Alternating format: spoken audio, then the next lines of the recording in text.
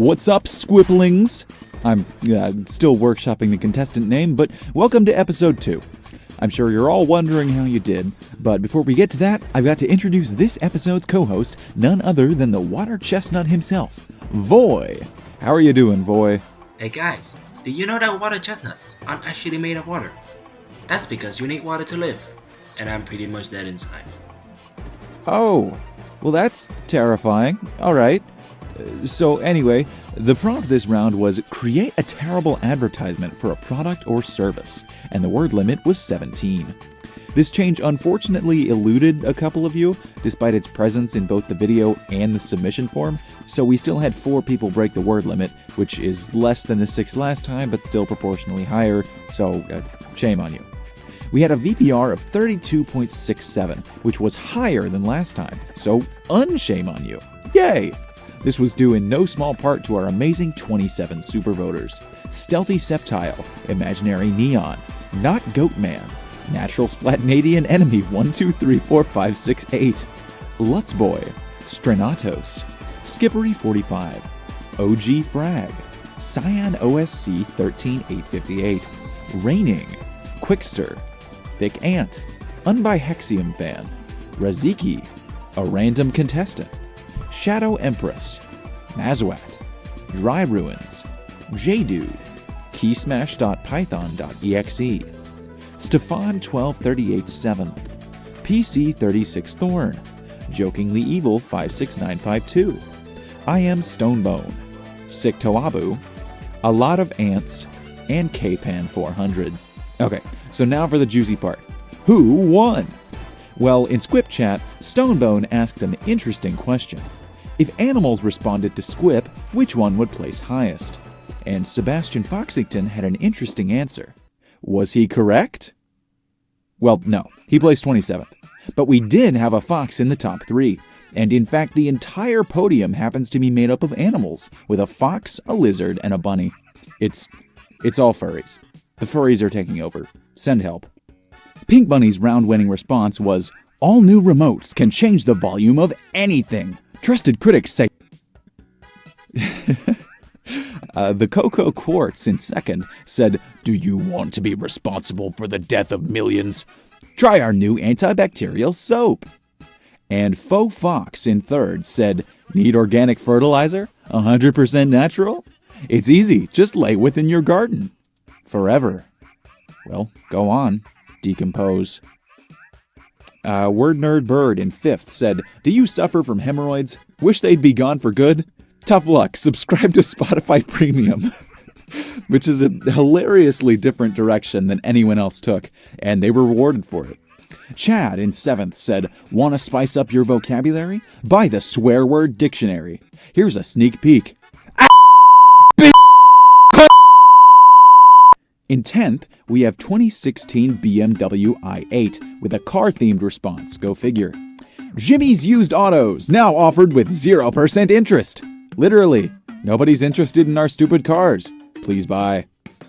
In 12th, we have Sadayu with an amusing take on the Zillion and One joke, including Gatorade and tennis shoes.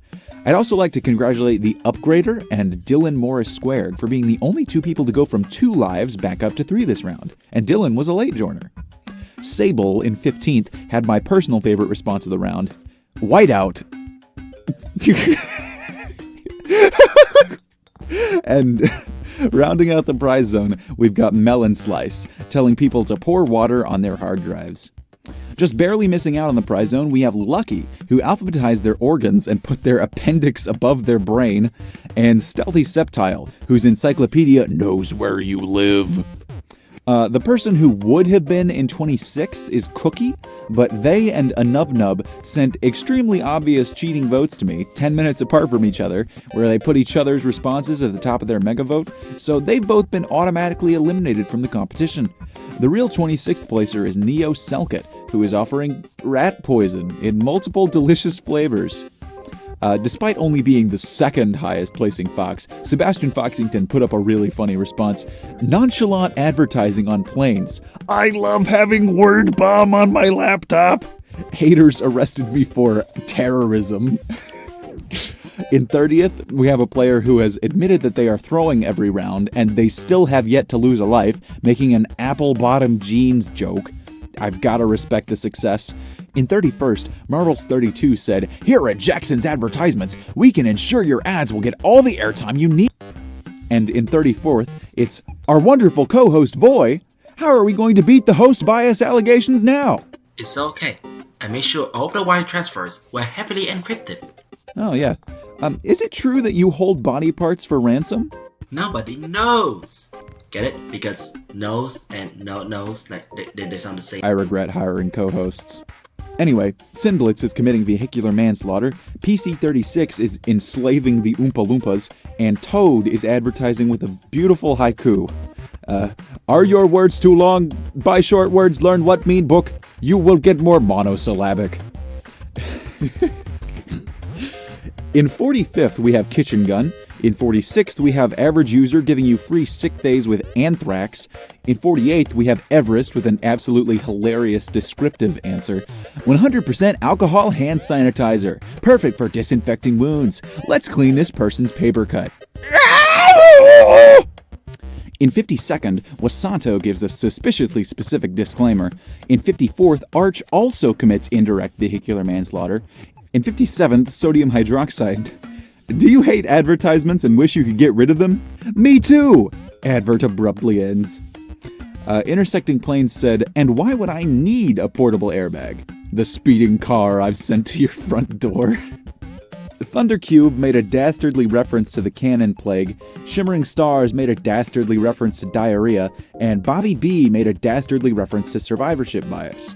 Also, shout out to Surimi for using the second line to great effect.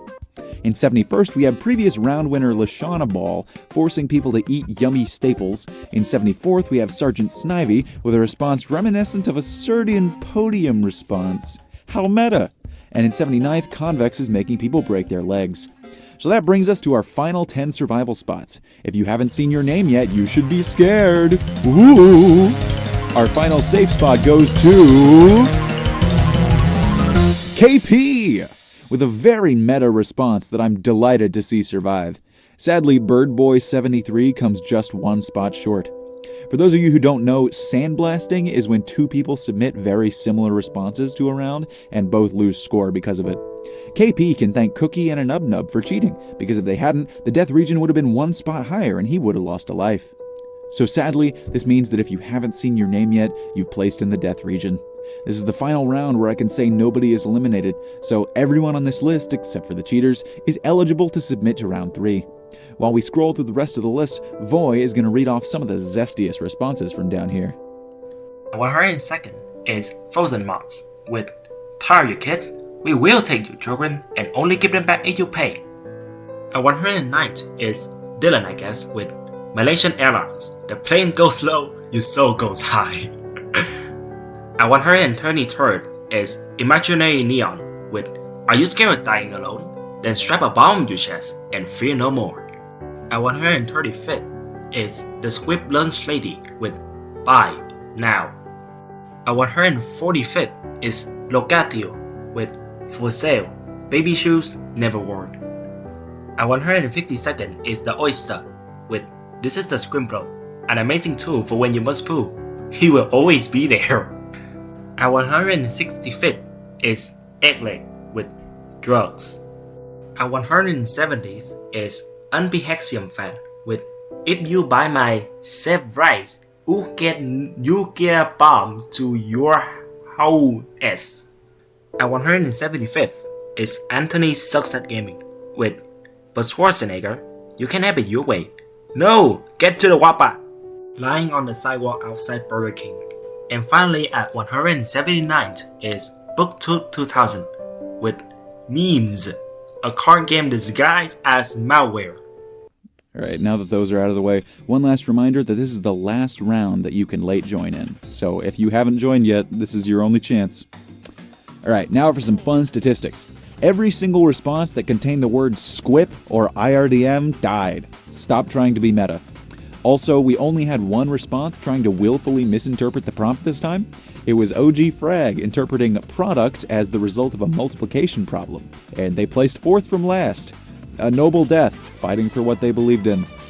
The response with the most votes was Sable's whiteout response with 42, and the response with the fewest votes was the user whose name is just a semicolon, who got 29 votes. Nobody was only voted on by Supervoters this time.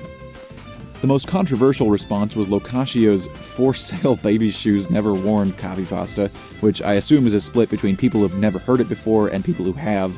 The second most controversial was drugs, and the least controversial was also the lowest placing non-DRP from Booktooth 2000. The longest response was Sandstorm's invisible ink response because of the million blank braille characters he put in there or something. And the shortest response in terms of word count and character length was Eaglet's drugs, which, as you may notice, is the exact same response they submitted last round. They are truly dedicated to the bit. Will they pull off the trifecta and submit the same thing in their very last round? Only time will tell. And for good measure, here's the word count chart again. For some reason, we're still getting the trend of responses who go one word under the limit doing the best. Well, not counting the 13 worders, but that's just because there were only 2 of them. Congrats to Sable and TB.wow for being the highest performing demographic. Now that we've got multiple rounds under our belt, I can also show more stats! First off, here's our top 21 in terms of cumulative NR. As you can see, they're all 3-lifers. The highest non-3-lifer is Cyan BM6SZ, who came just 1 spot short of surviving this round. The highest 1-lifer is Lego Birds 8, who's come pretty close to surviving both times, but tragically couldn't squeak into the safety zone. Speaking of not being able to squeak into places, Stealthy Septile has the highest NR out of people who have never prized, coming within 4% both times. And here's our life count distribution thus far. We've got 2 0-lifers, 137 1-lifers, 91 2-lifers, and just 69 3-lifers still kicking with all their lives. Can they keep up their perfect streak? Only time will tell. Oh, and the weRDM's parents section. My sister joined this round, so I'm upgrading it to the weRDM's family section.